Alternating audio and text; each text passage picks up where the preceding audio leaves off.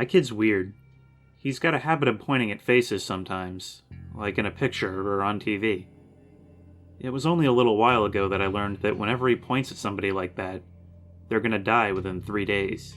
Like today, when I went to turn on the TV, my son was pointing at the screen. When I turned it on, there was a US senator talking about a civil rights bill.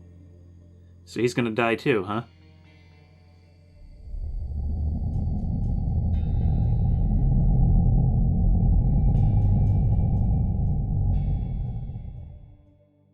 Two of my friends and I, and we'll call them A and B, went ghost hunting in this old house where there'd been a murder one night.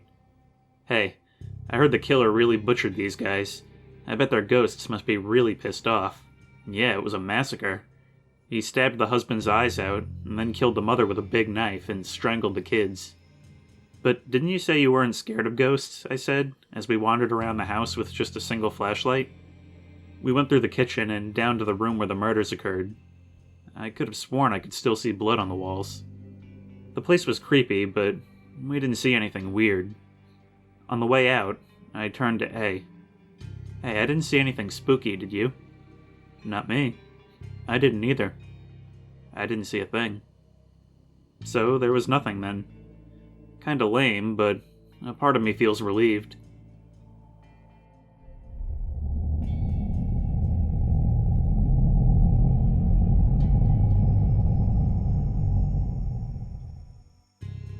Two years ago, a good friend of mine was riding his motorcycle and he crashed into a tree and died.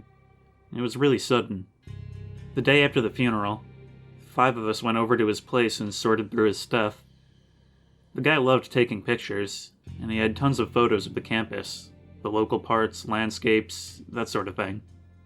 There was one that was kind of weird, though. It was a photo of his bathroom mirror, just a straight-on shot of a full-body mirror, reflecting back on an empty bathroom. There was nothing out of the ordinary about it, but it did feel strange. Is it because you just don't see that many photos of mirrors?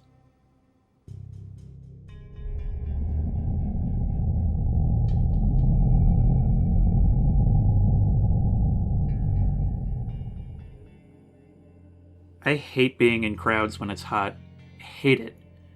I'm exhausted from work, and then I have to ride the rush hour train home.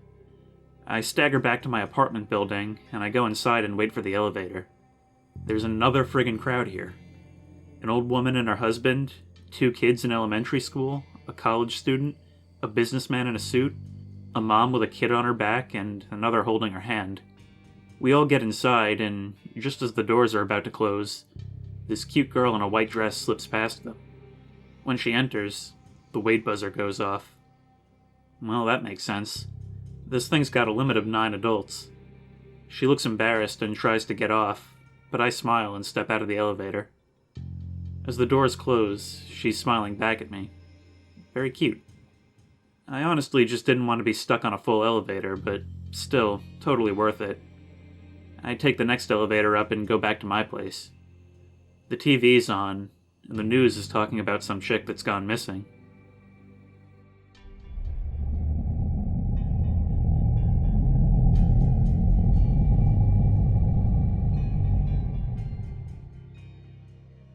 One day, when I was little, my sister's crying was bugging me, so I killed her and threw her in a well. The next day, the body was gone. 5 years later, I got in a fight with a friend over something stupid, and I killed him too. I threw his body in the well, and the next day it was gone.